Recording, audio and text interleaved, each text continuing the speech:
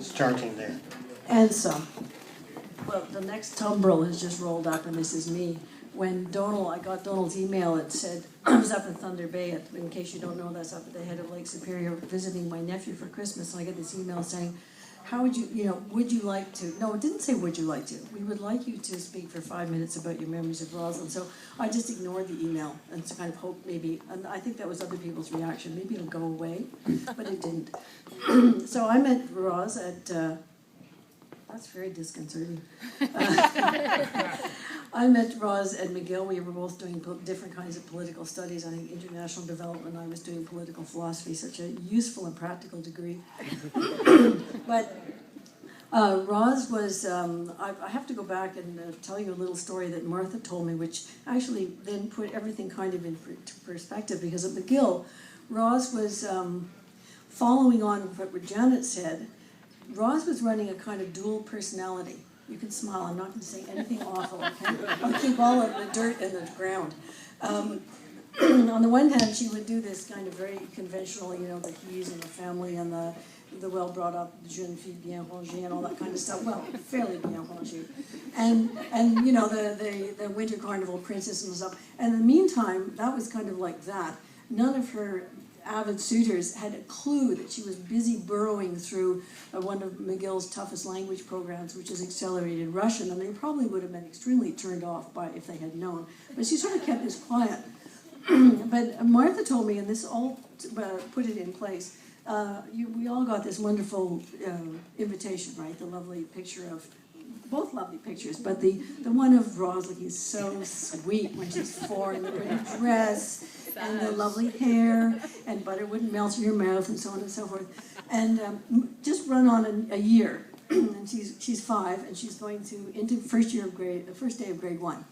And some unsuspecting teacher walks up to this lovely little kid and asks her the sort of stupid question that grown-ups ask when they don't know what to say to speak to children. And what would you like to learn in school?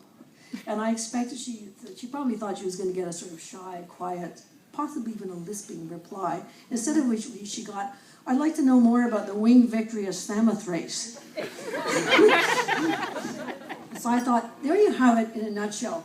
On the one hand, the appearance of normalcy, and on the other hand, you have this insatiable curiosity and enthusiasm and kind of voracious desire to go out and find out what's out there, see if it's good. If it is, embrace it, chew it, eat it, devour it, or do something and enjoy it, right? And to me, this is, in a way, our kind of over-the-top link, because our friendship is more, I would say, more quality time than quantity time, because we both lived on either side, different sides of the Atlantic at different times. And in fact, after McGill, our paths diverged quite a bit, because I went into music and you went to Johns Hopkins to do international relations and so on and so forth.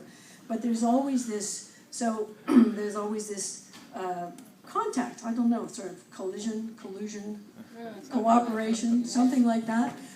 So Roz would come and visit me in London and stuff. But what I'm saying about this is there was always this sense of great enthusiasm.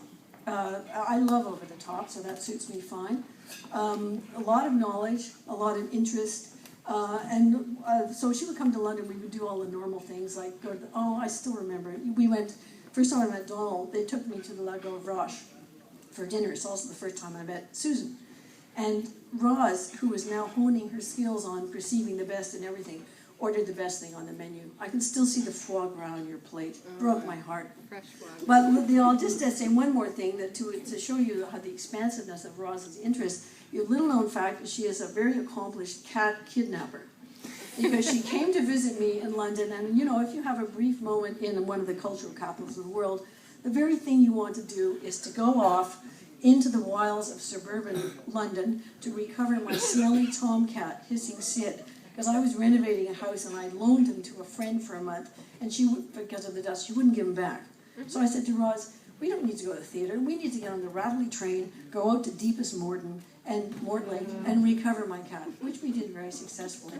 So in encapsulation, I think I appreciate your enthusiasm, curiosity, and because we're all here, because Roz has this great enjoyment for everything and a compulsive desire to share it with all of us. right? Yeah. So there's, opera, trips to Ireland, and so on and so forth. So happy birthday, and remember, people are still making movies at 80, right? think of Clint Eastwood. He's just getting started. So keep going, and happy birthday.